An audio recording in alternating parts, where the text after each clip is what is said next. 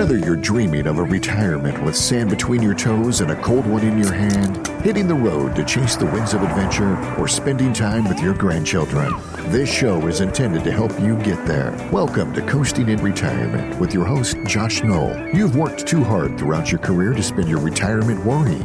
So sit back and kick up your feet, because we've got lots of financial tips and tricks to share to help you get exactly where you want to be. Here's Josh. Good afternoon, everyone. Welcome in. Welcome to Coasting in Retirement. That's right. Thanks for joining us today. We're excited to have you. Josh Knoll here, joined by the one and only Michelle Lee Melton. That's right. The Mac to my cheese. Gin to your tonic. The Spock to my Kirk. How you doing? I am doing well. It's the holidays season, so Yes, it's exciting. It is. Well, we're coming to you all from Coastal College's recording studio, beautiful downtown Fairhope, putting on our hard hats and our work gloves to, well, not really. This is actually just us talking a lot. But we're going to have another great show for you all. So listeners, Michelle and I are here today to discuss financial topics relevant to those of you in or near retirement, living your best life here along our part of the Gulf Coast. Well, here's what we got in store for you today. First segment, deep dive on our topic of the day. Second segment, about 20 minutes past the hour, fan favorite, Michelle with the news of the week. Woohoo! Third segment, roughly 40 minutes past the hour, Josh's crystal ball and big mouth. That's right. So buckle up. We got a lot to get to. Quick background on those of you new to the show. Quick background on me. Again, my name is Josh Knoll. I'm a fee-based financial advisor. I hold my FINRA Series 65 securities license, and I'm the owner of Gulf Coast Financial Advisors. That's an independent investment management and financial planning firm. We have offices in Fairhope and Orange Beach. You can find more information on me and Gulf Coast Financial Advisors by visiting our website, gulfcoastfa.com, or feel free to give us a show at 251-327-2124. Now, if you just missed that, don't worry. We repeat our contact info several times throughout the show. All right, so Michelle, a couple of quick confessions before we get into our topic. Right? So first, this episode was supposed to be about pensions. That's true. Yeah, I'm aware. Right. You know, I debated. I actually know things about that. Yeah, right. And it's an important topic. We'll get to it. Probably our next episode. But you know, unfortunately for boring old pensions, our Steady Eddie. Our show sometimes needs to be topical. And what we've had here recently is a recent stock market rally. That's right. And the Fed, apparently anyway, finally taking its foot off interest rate increases. So more about that later. Yeah. So to be fair, I'm getting way more questions from folks regarding what my thoughts are about these topics, as opposed to pensions. We'll circle back to pensions later, especially with, say we start to close this year out. Also, by revisiting this topic, maybe I finally get to redeem myself from the questionable the questionable embarrassment. One of our mid-year episodes where I'd asked the question, is this as good as it gets with fixed interest investments? And as Michelle's reminded me often since then, it went kersplat real I quick. was immediately wrong. But however, the tides have turned. Fixed interest investments appear to have leveled off. We'll talk more about that later. So not only do we get to revisit that question, but we can also tie in a couple of other very important questions around it. Namely, should you trust this recent stock market rally? And if you do, how long do you let it ride? If you don't, is it now time to take some gains off the table? So that's what we're going to talk about today, okay? Let's reset the stage real quick, Michelle. Our last episode, I laid out $1 million. It wasn't quite $1 million, but $1,000, right? Representing $1 million. Did that in front of you. We walked through some of the different investment choices for investors using real money. It was a lot of fun. It was fun. Yeah, you can catch that episode on our website if you want to hear what we did. And what I did, some of the exercise, I gave you money on top of your $1 million. Yay! Sometimes I took money away. What part of that did you like the most? The frosting with the interest when I got more. You like that part, okay? Yeah. The part where the interest was added on top of your Yes. $1 million? Right. So what that was, listeners, Michelle likes the fixed interest options that we discussed. Now, that's not the end-all, be-all, but when you're actually talking about real money, it can be kind of a stark contrast. And to be fair, with the stock market pile that she had, it would have grown the most since that episode, right? Based on this recent run-up. So, but what we're going to do is we're going to use that kind of the springboard to discuss fixed interest investments again. Yeah, since we last spoke to you listeners, what happened is, again, the Fed gave indication it's going to hold its Fed fund rate. That's the overnight borrowing rate for banks. They're going to hold it steady for December. And as a result, the market celebrated with a run-up that has left a lot of some indexes nearing their all-time highs, or at least highs we haven't seen since January 2022. The problem with these valuations, or should I say the concern, if you will, or if not, just maybe something to pay attention to, is let's look at the S&P 500. So while it's a little off still from its January 2022 high, I think it's still down 3 or 4% from that all-time high. It's still trading at roughly 19 times what's called forward earnings estimates. Historical average, I know we're getting Nerdville quick here, but historical average is 15, or at least per the reference site Reuters, a site we offer reference called Reuters. Also, so again, it's trading at a historical high, number one, okay? Also weighing on the S&P and several other indexes is the fact that some we've talked about often, the Magnificent Seven stocks make up such a large percentage of their overall weighted interest. For example, in the S&P 500, the Magnificent Seven, Apple, Meta, Microsoft, Tesla, I think NVIDIA, anyway, you can look those up. They make up nearly 25% of the S&P 500's weighted index level, right? And those Magnificent Seven, they themselves are already trading at historic valuation levels. A lot of that is really due, I think, around the excitement. Most of those companies have some toe in Alphabet being Google. Some of those have some toe into artificial intelligence. But based on levels, there may not have that much more room for growth, or at least in the short run. So now, with all of you with a long lead time until retirement, or even with those of you all that are near retirement or in retirement, you have a dedicated bucket of long-term plays as a hedge against inflation. I'm not sure how much you need to worry about valuations and upper room and historically overvalued and things like that just yet. Honestly, for some of that part, you just want to enjoy the ride because it's been a rough 2023 in the market, right? True. Most of you all that make regular contributions to your retirement accounts, such as a 401k, or Michelle's case as a municipal employee, a 403b, are participating in what's called dollar cost averaging, or DCA for short, where what happens is sometimes you end up buying into the market at a discount, sometimes you overpay in the short run, but if you look back 6 to 12 months, you smooth out the ups and downs in the market with your scheduled buy-ins. Does that make sense, Michelle? A little bit. Yeah, so you make your deduction, your custodian, Fidelity, Empower, whatever, John Hancock, they buy into the market in January. Maybe it's higher price in January. Maybe the market's lower price in February, so on and so forth. That's called dollar cost averaging. But for those of you that you are in or near retirement, this could be possibly a different conversation, especially for the part of your investments that are designated for capital preservation, the thing that Michelle loves so much, right? I would be cautious basing my income withdrawal calculations off of these current valuations, what we've seen the last couple of weeks, because if you're off with your math, and let's say that we move into a declining or at least a contracting market, that can have severe repercussions on the long-term viability of your retirement income projections. Michelle, you remember the $500,000 brother versus brother Yes, I remember example? that. Yes, you've done that often. Yes, right. That one really hits home. That one hits home. It makes sense. It does make sense. So here's what it is. It's basically if you have so the assumption is this. You got two brothers. They both have mostly equity-based portfolios. That means they don't have a heavy concentration in bonds.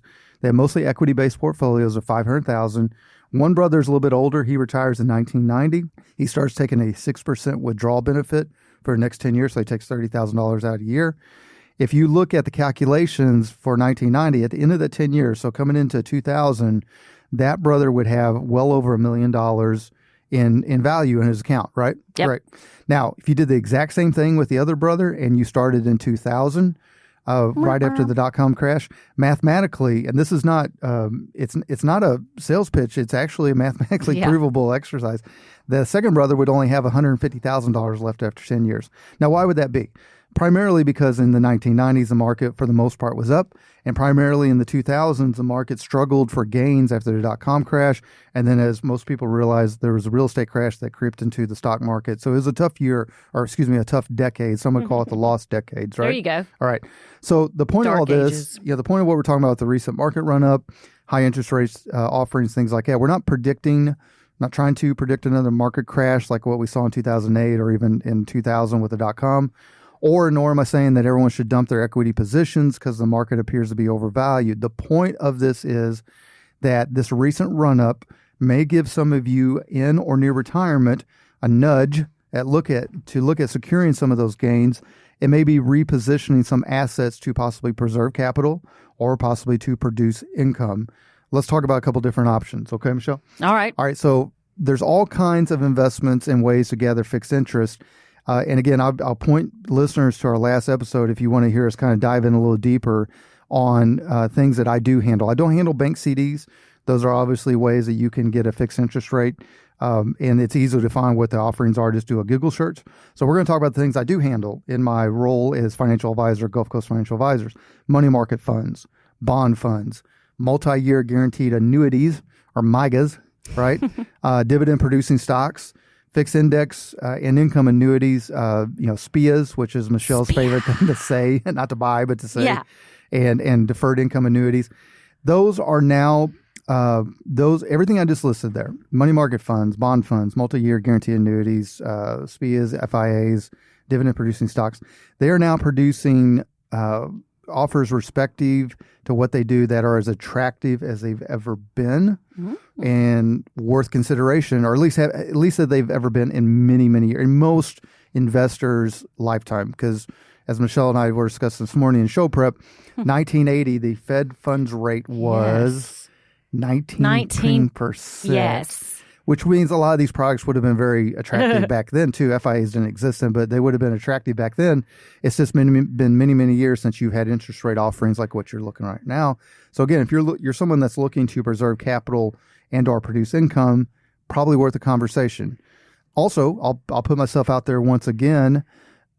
All of these fixed interest rate investment options, they do appear to truly have peaked this time. Okay. Now, here's the thing, Michelle. Fed could raise rates again, but right now the federal funds futures, which is kind of it's a security for hedging short-term interest rate risk.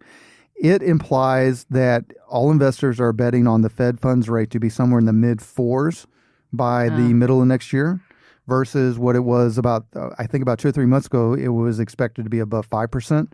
Which was some of all the things that was leaning into the stock market having difficulty in October. You also saw the inverted yield curve, so on and so forth. This all ties in together. So unless we have, in my opinion anyway, unless we get devastating inflation news, we should be getting into a period where the Fed fund rates stay stable. And who knows, possibly get eased back into 2024 like a lot of investors are banking on. What proof do I have that rates have leveled off, Michelle? I don't know. Are you going to share that with us? I am. I use a Schwab money market fund. It's got a ticker symbol SWVXX. I'm not listing that to try to sell that particular fund. I'm just telling you something we use inside our portfolios, or if we're sitting there with cash. That rate it kind of bumped up around 5.24, 5.26, I think, for 1 7-day. It's a 7-day yield on that. And that's on deposits less of $1 million. So we saw it go when we did the show in July, Michelle. The rate was somewhere in the high, I think it was 4.96. Okay. So it went up almost over 0.25% since we did that episode, and was part of the reason I got picked on a little bit. But I haven't seen it creep up anymore. It's been holding steady. Plus, up until a couple weeks ago, there were offers of over 6% interest on A-rated carriers with multi-year guaranteed annuities, or again, MYGAs. Those rates now are starting to slide back below 6%. T-bills and Treasuries, they're at or below their rates from a month ago. And it finally appears that it had its head bashed in bond market is finally recovering, or at least at least Michelle and I aren't hearing about inverted yield curves at the moment, right? We talked about them, though. Now, we don't have and one more thing is we don't have time to dive into this on this episode. We'll save that for another episode. But I have had several people in my industry tell me that the income riders on annuity products right now are as generous as they've ever seen or have seen for years. Okay. To be fair, most people I do business with were not in business as a producer, wholesaler in 1980, because that'd make them pretty old. Yes. Yeah, most of those folks are retired. So what does that mean for all you investors? So let's recap, Michelle. We said first, We've got many indexes that are starting to, they're getting close to their, well, actually be their all-time highs. January 2022, there's a lot of indexes that peaked, S&P being one of them. You're seeing them bounce up because of the news, the expectation that the Fed is going to hold rates steady. So you got market humming along pretty high. Yep. However, with that, you have what, at least historically, and we're going to talk more about in your news of the week. That's right. But if you look at the raw math of it, these are historically very, you don't want to say overvalued yet. It's a too broad of a term. The proper term is they are richly valued. Ooh. Lots of positions are richly valued, which means that if you were looking for a bargain, it's not the place to look, right? Also, you have what appears to be, I'm going to call it again this time, maybe 6 months later I'm right, but it looks like the fixed interest world has probably peaked, leveled off a little bit, and now it's probably going to start coming down just a little. Who knows how quick that'll be? That'll be a lot. It's not directly tied to what the Fed does, but it definitely trails what the Fed does. So what's that mean for you investors? Maybe then it might mean it's a good time to have a conversation, particularly if you've got a large percentage of your wealth tied up in the stock market, or about what options are available to reposition some of these assets. Are you looking at taking some gains off the table? Are you looking at preserving some capital?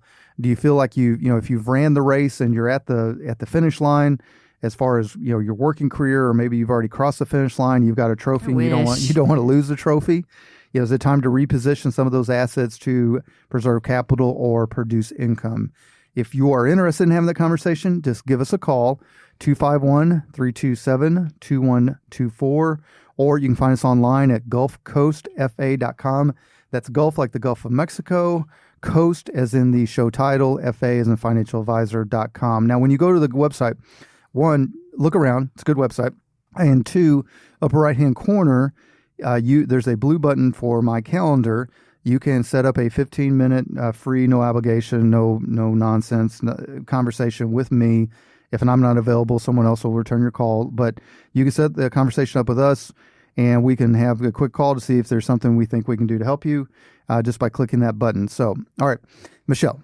Yes. How do you feel about that? That's our topic for the day. Makes sense? What do you think? It's riveting. Okay.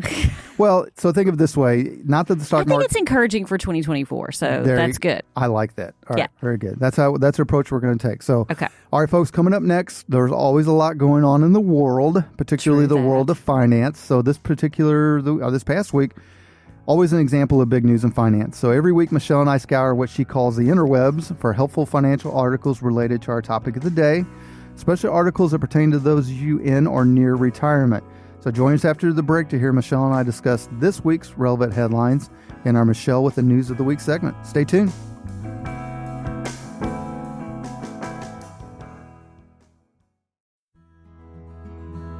Whether it's building a business from scratch with your own two hands and wanting to maximize the financial impact of those sacrifices, or growing a great nest egg by being a dedicated and reliable worker for years, or choosing to live a life well within your means in order to accomplish a lifelong dream of retirement, the last thing you want is to go with the wrong financial advice after you've worked so hard to accumulate your assets. You've also probably spent most of your life putting others' needs ahead of your own, and now it's your turn. We can help. Gulf Coast Financial Advisors is a locally owned, independent, fee-based financial planning, investment management, and tax planning practice. We have offices in Fairhope and Orange Beach. We serve all of Baldwin County and the Gulf Coast. We also have an easy-to-understand fee-for-service model with no sales quotas, no proprietary products. Our ultimate responsibility is to our clients' goals and dreams. You can reach us at 251-327-2124 or find us online at gulfcoastfa.com. That's GULF like the Gulf of Mexico, Coast, FA as in financialadvisor.com. Welcome back to Coasting in Retirement. Your host, Josh Knoll here. So as we discussed before the break, every weekend Michelle and I scour the interwebs for helpful financial articles related to our topic of the day, especially articles that pertain to those of you in or near retirement. Now, our job is to help you all understand how these headlines impact you, especially when it comes to your money. And as a note, we include the article links, the links to these articles on our show transcript. You can find that if you visit our website, gulfcoastfa.com. Just go in the podcast tab, look for Coasting and Retirement, and there'll be a transcript there with all the links to these articles that we find, because we try to put stuff up there that's going to help not only us produce a good show, but help the listeners, if they want to do further research, have good information. With all that said, and without further ado, here's Michelle with the news of the week. All right, Josh, let's start with the recent article from Market Watch titled Note to Bulls. Stock market valuations haven't improved over the last 2 years. The table in this article made me dizzy. I will add that. It's at the end, but it's okay. But the funny thing is this article was actually published before the rally of the last 2 weeks we were just talking about, which means the statistics I quoted in this article would have been even more elevated. Well, and let me jump in. Stock market valuations, it's not saying the stock market overall value. It's not saying the index levels. What it's saying is the valuations. What's the actual value of the securities that are being used to make up the index levels that get quoted all from here to kingdom come. So sorry to interrupt you, but okay, that's good though. Yeah, do that. This article references 10 statistics to make its case that the stock market is actually overvalued, including leaning heavily on price earnings ratios and how they compare to our previous market peak back in what you talked about earlier, January 2022. Right. So, can you explain some of the ratios ratios this author used to make this case? And do you agree with him or not? Well, so first, it's hard to not agree with the author because everything he points to is just basic math. It is a lot of numbers, this article. Of numbers.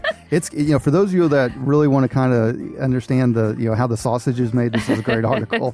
And that's, Market Watch tends to be a little bit inside baseball. Right. Right. But the thing is, it's all basic math. He's not doing some gut feeling, clickbait, market will crash or market will soar. We've picked on those articles in the past. You see those a lot on some of these sites.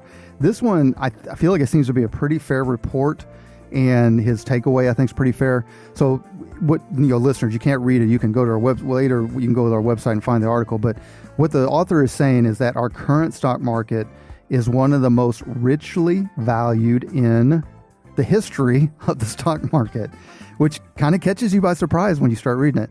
His conclusion is that while this overvaluation may not matter much in the short run, in the long run, the potential for significant gains or even a protracted bull run are well below historical averages. Again, the potential for significant gains are well below historical averages based on the current actual valuation of the stock market. Okay. Now, that doesn't mean the market will crash. That's not what he's saying. He's just saying, and I do agree with him, that there is possibly a limited upside based on current valuations.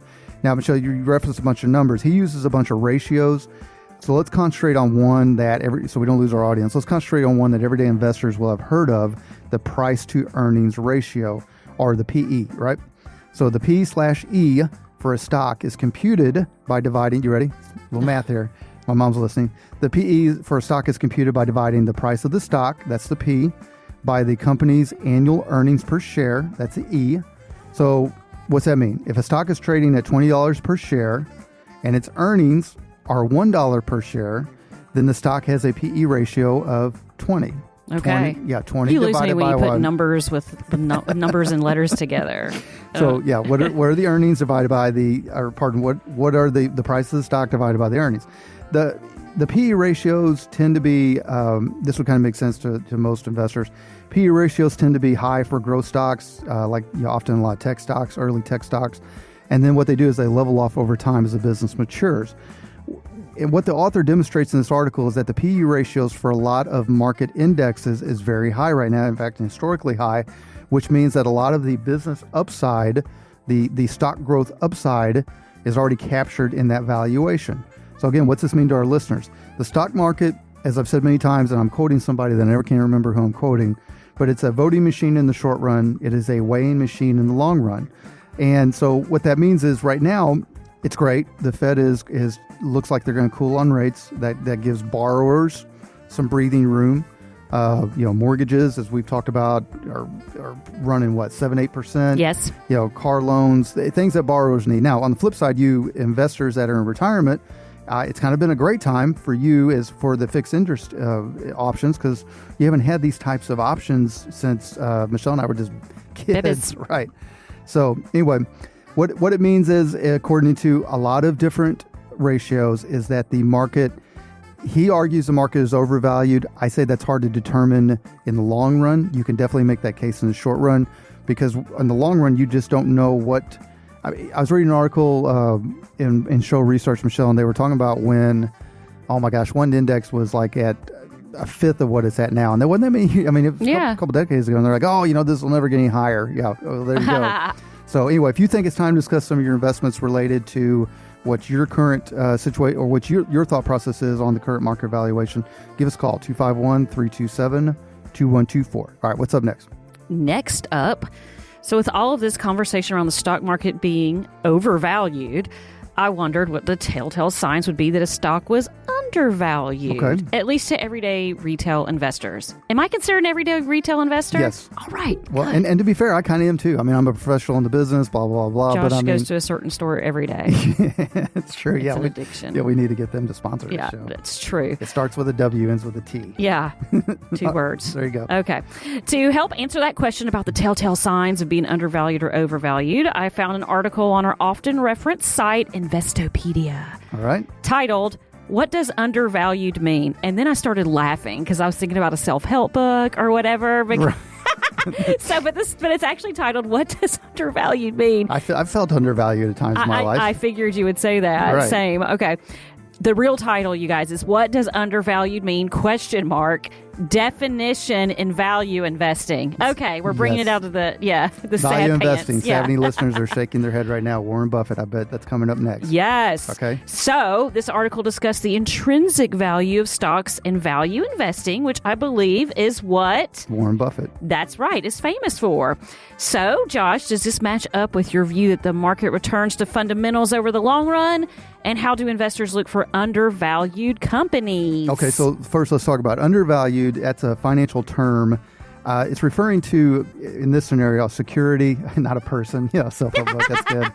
It's referring to a security or some other type of investment that's selling in the market for a price presumed to be below the investment's true intrinsic value. We're going to Nerdville here a little bit. But back to Nerdville already? Already. The intrinsic value of a company is the present value of the future cash flows expected to be made by the company. Okay? Got it. We'll come back to that. You project future cash flows, and then you do present value on them, and that's the intrinsic value. All right? An undervalued stock, you can evaluate it by looking at the underlying company's financial statements, cash flow, return on assets, return on investments, profit generation, net profit, gross profit, EBITDA, which is capital. I mean, there's all kinds of things you can look at, right, to help estimate a stock's intrinsic value. If you do all this exercise, which is what Warren Buffett is famous for, if you find a gap between the stock's intrinsic value and its current market price, and it's undervalued, and you buy it, congratulations, you're now a value investor.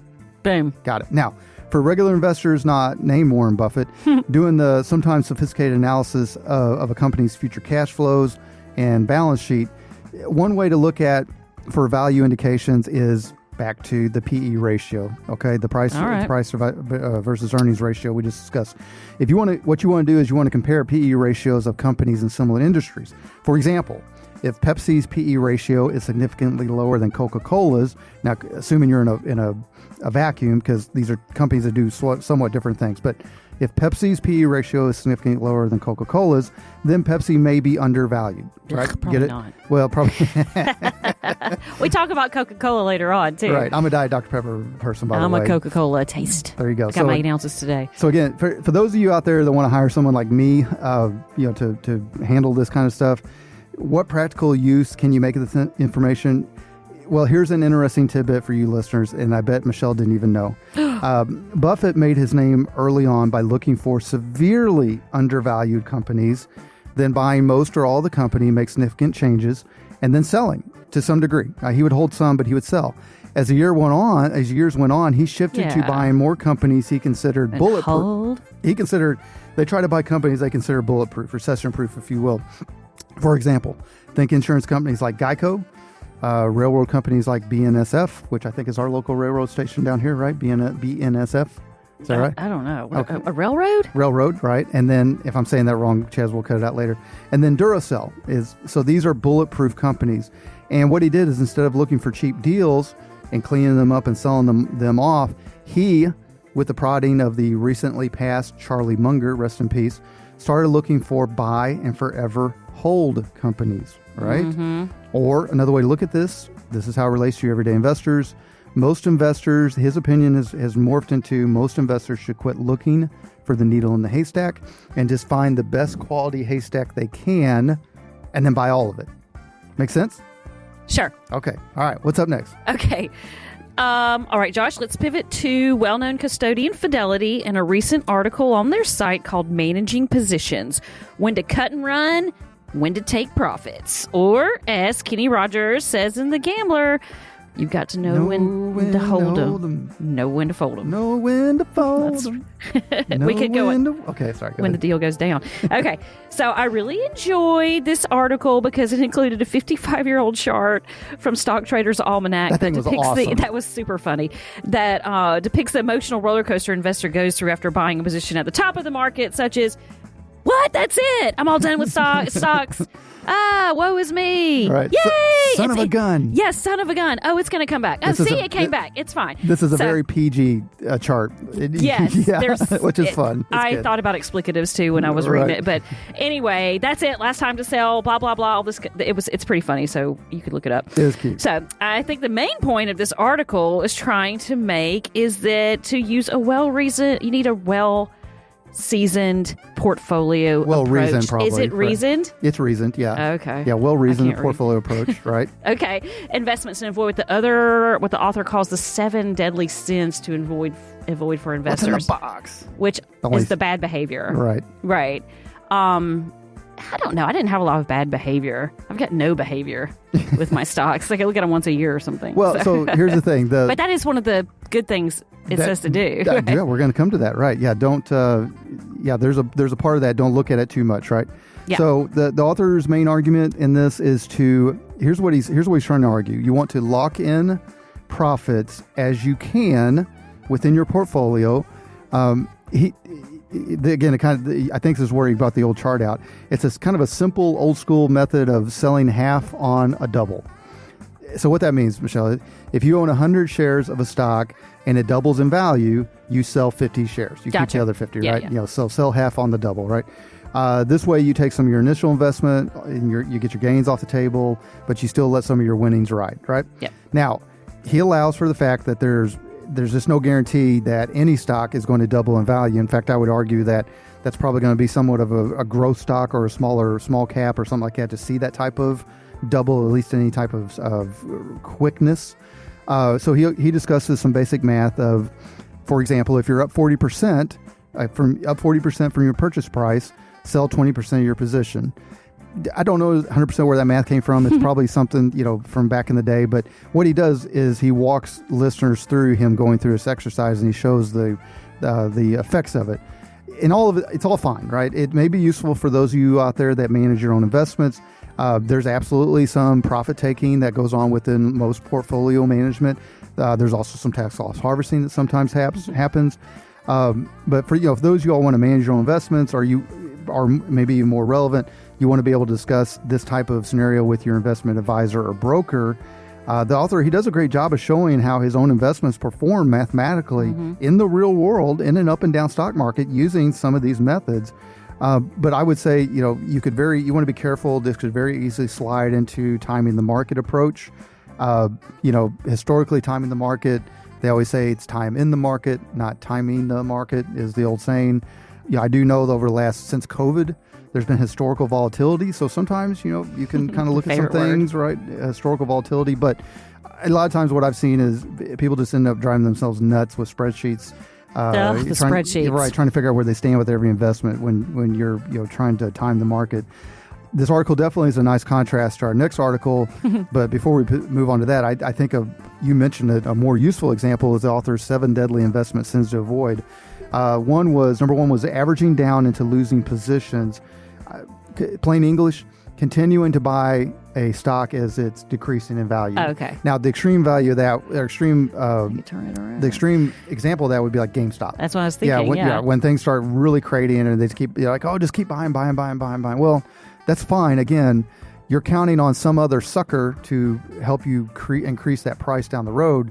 You're not counting on, circle back to Warren Buffett, you're not counting on, if you actually looked at the balance sheet, you looked at the cash flow, there to be intrinsic value in that stock, right? Okay. It's very similar to crypto. Crypto, you're just assuming there's somebody else. Yeah, sucker. There's a musical chair somewhere, right?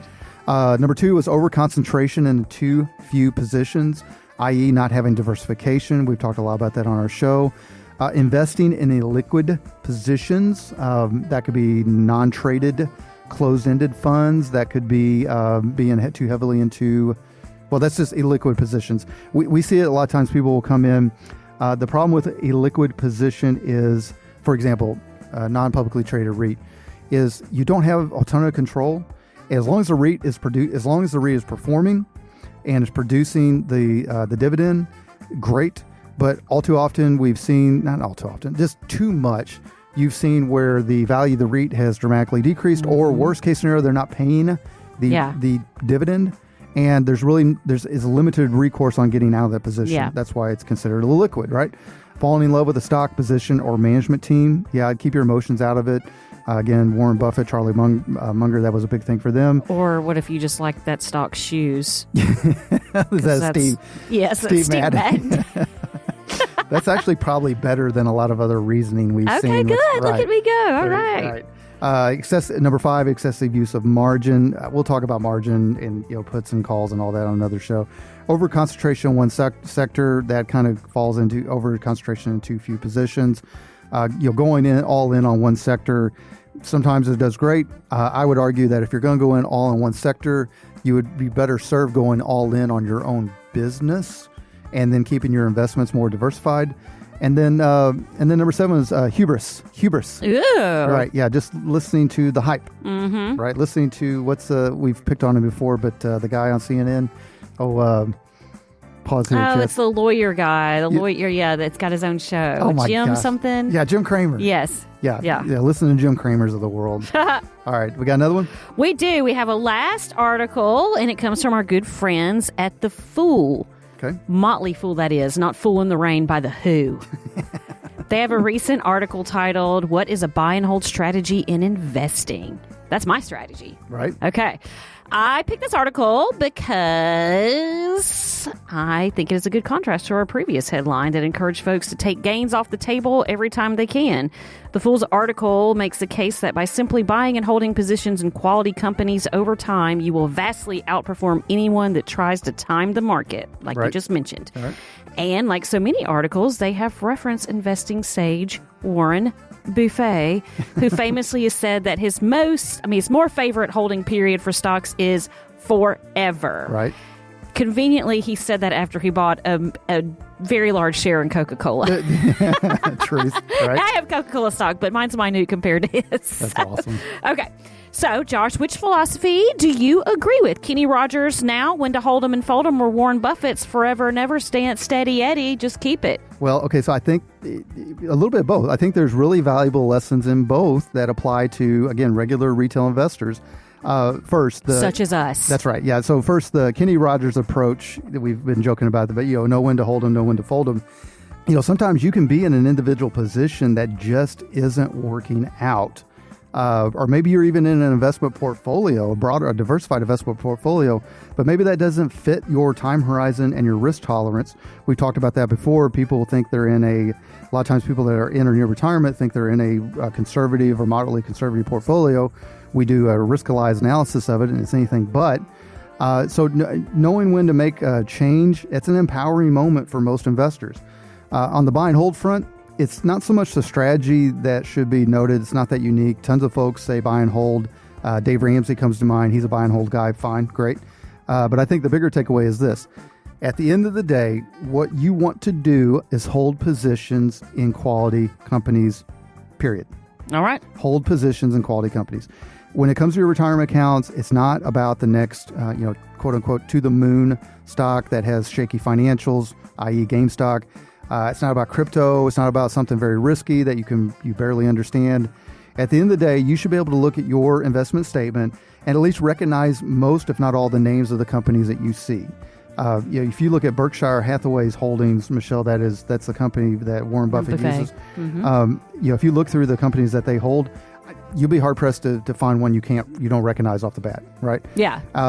No, they're big hitters. And even if you don't have a lot of individual positions, if you hold mutual funds or ETFs, which are collections of stocks and bonds, you're looking for quality managers that have a proven track record because, just trust me on this, portfolio managers, mutual fund managers, ETF managers, if they've got a proven track record, they have not bet their funds on junk, on to the moon fly stuff. by night. They bet it on quality because quality is what matters over time. Stock market is a voting machine Quality, in the short not run. quantity. That's right. And it is a weighing machine in the long run. All right, very good. Michelle, great job with the headlines always. Thank you. These always important pieces of information that impacts those who are in or near retirement. Now, listeners, if you have questions around the topics in our headlines of the week or questions related to your investment strategy or financial plan, why don't you give us a call at 251-327-2124. You can have a conversation with us, or you can set up an appointment. You can also use our calendar button on our website. That's on the front page, upper right-hand corner. It's a blue button. That website is gulfcoastfa.com, GULF, like the Gulf of Mexico. Coast is in the show title. FA is in financialadvisor.com. All right, folks, coming up next, Josh's crystal ball and big mouth. What have been some of my predictions? Well, we've already talked about some of them, skunking it up. Am I ever wrong? How wrong? Yes, okay, all right. Sometimes very. Well, what do I think is going to affect investors in the near future, maybe even the long-term future? We talk about all these things and poke a little fun at my big mouth. Stay tuned.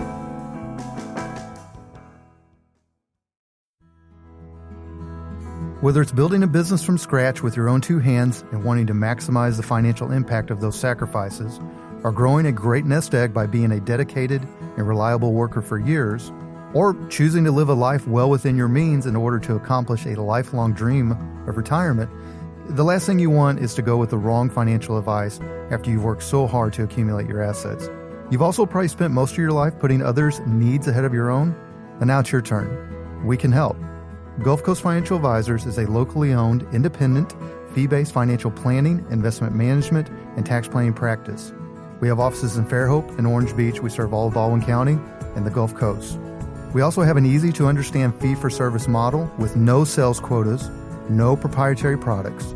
Our ultimate responsibility is to our clients' goals and dreams. You can reach us at 251-327-2124 or find us online at gulfcoastfa.com. That's GULF, like the Gulf of Mexico, Coast, FA is in financialadvisor.com.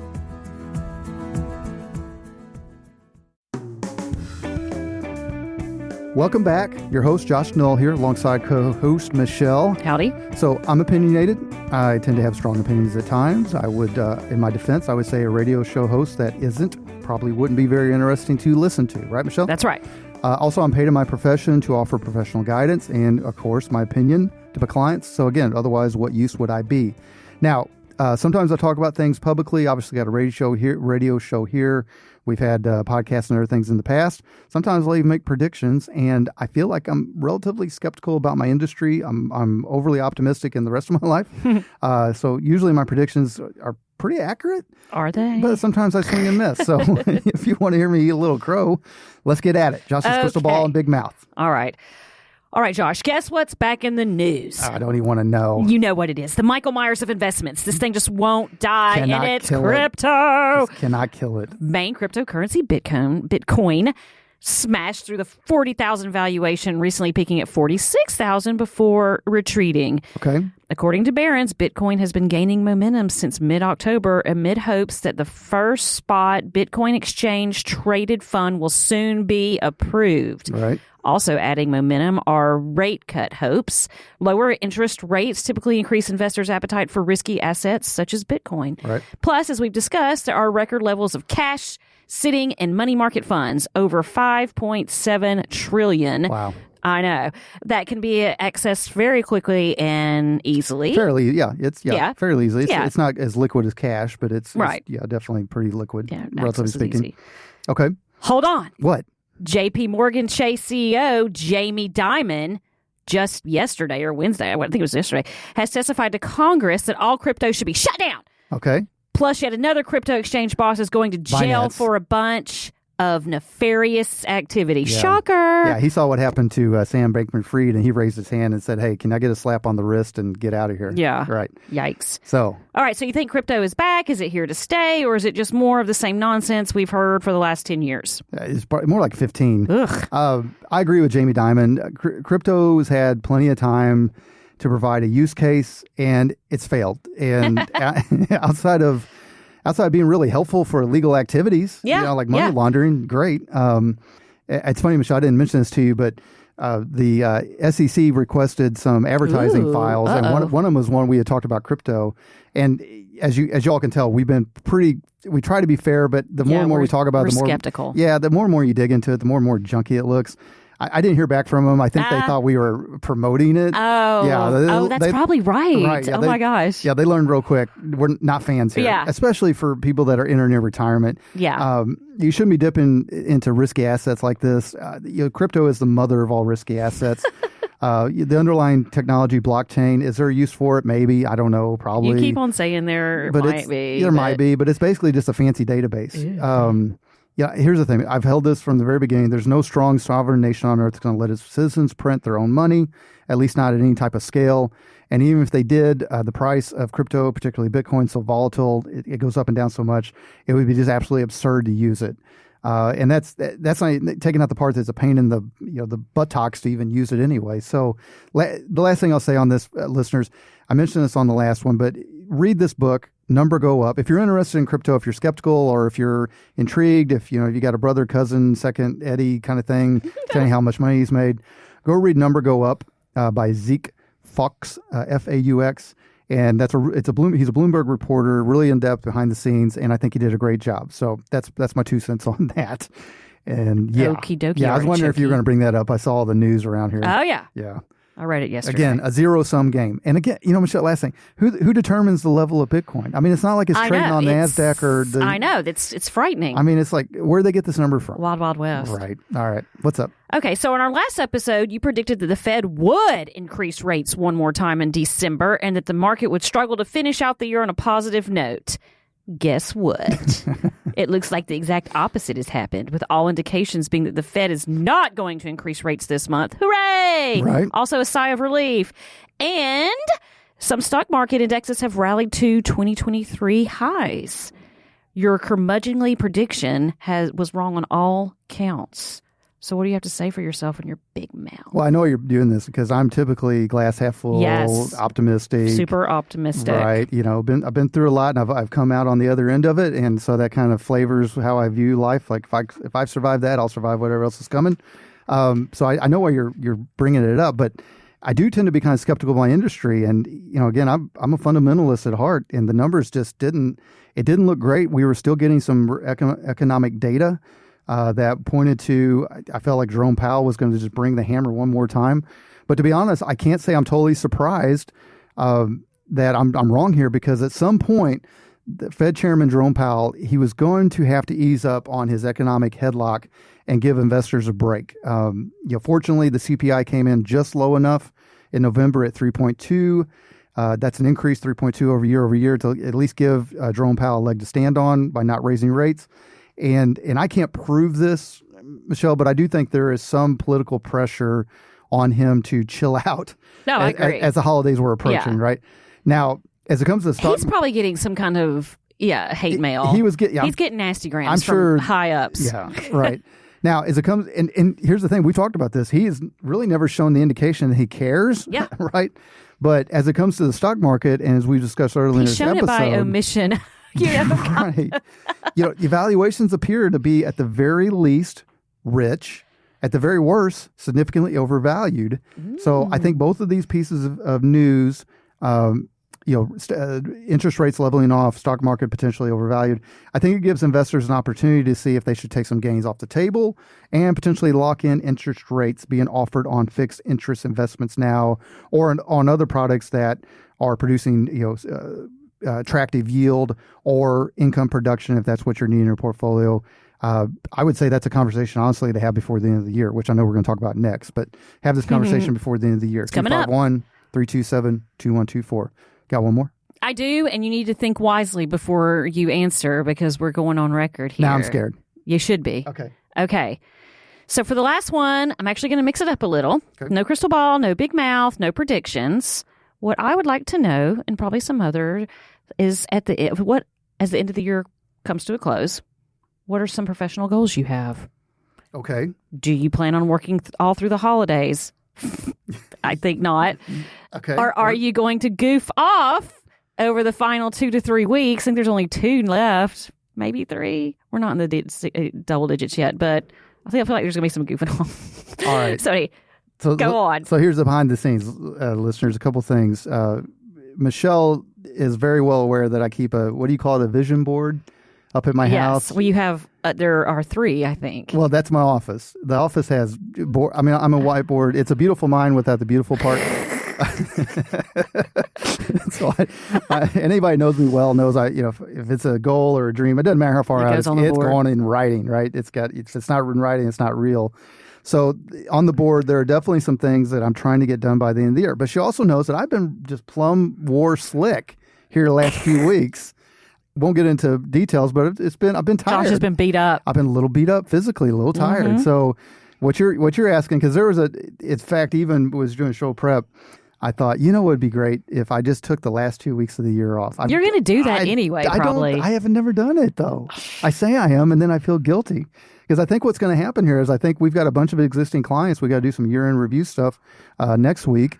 And then I think based on this radio show, and I think what's coming to a head, Michelle, honestly, when interest rates offerings are leveling off and the stock market by most mathematical ratios appears to be pretty highly valued. If you're in a particular window time period of you're either just retired or you're thinking about or you're about to retire in the coming early 2024, honestly, right now is probably the best time to have a conversation about what you need to do. If you need to look at taking gains, preserving capital, producing income, looking at the offers that are out there right now, it's like the perfect storm is coming together. And my fear is if I take the time off and goof off, that there's going to be some people out there that do the same thing. They push it through the holidays, and we may have we're going to find out because we're going to Well, I'll be working. Well, in 2024, we're going to be Josh's crystal ball and big mouth conversations, and we're going to see just how silly some of this stuff looked or how accurate it looked. But I think if you're listening to this show, I would definitely take this opportunity. And if you are willing to do that, listeners, then I am willing to work too, because dadgummit, I don't get paid if I don't listen to work. So very good. All right. So you got to work. Oh, I'll be working. That's right. I've got 0 time off except for what they give me. No ETO left. Well, we'll have an episode. And that's how the end of the year should be. We'll have an episode on all various elements another time. So, yeah. All right. Well, listeners, I hope you enjoyed Peek Behind the Curtain, how I form my opinions and my predictions. And most importantly, I'm willing to admit when I'm wrong, which hopefully isn't very often, but still. So now to our listeners that have more questions about the various investments and topics we discussed in this segment, we invite you to reach out to us. Call us anytime, 251-327-2124, or make an appointment on our website. Find more information about us there, gulfcoastfa.com. Gulf like the Gulf of Mexico, Coast as in the show title, FA as in financialadvisor.com. Now, folks, that's here for us this week on Coast and Retirement. I want to give a huge thank you to my lovely co-host, Michelle Lee Melton. My pleasure. That's nice work. A thank you to our awesome radio station, FM Talk 106.5 out of Mobile. Many thanks to the provider of our show music. That's local band Sloth Racer. Sloth is in the slow animal. The music is not. And as always, my sincere appreciation for all of you out there that have been listening and joining us on this journey. We would love to be part of your financial journey as well. So until we talk again next Sunday, have a wonderful and productive week. This has been Coasting Your Retirement with Josh Knoll. Advisory services offered through Prime Capital Investment Advisors, LLC, a federally registered investment advisor. Prime Capital Investment Advisors, LLC, 6201 College Boulevard, 7th floor, Overland Park, Kansas, 66211. Prime Capital Investment Advisors, LLC, doing business as Prime Capital Wealth Management and Qualified Plan Advisors, and Gulf Coast Financial Advisors are not affiliated. Gulf Coast Financial Advisors, Prime Capital Investment Advisors, Prime Capital Wealth Management, and Qualified Plan Advisors do not provide tax, legal, or accounting advice. This content has been prepared for informational purposes only and is not intended to provide and should not be relied on for tax, legal, or accounting advice. The information provided herein is not a complete analysis of every material fact regarding any strategy. It is intended only to provide insight into the opinions of the author. All information presented is for educational purposes only and is not an offer or solicitation for the sale or purchase of any securities. Content offers commentary and generalized research, not personalized investment advice, and is for informational purposes only and does not constitute a complete description of our investment services or performance. All investments involve risk and, unless otherwise stated, are not guaranteed. Be sure to first consult with a qualified legal professional and/or tax professional before implementing any strategy discussed here.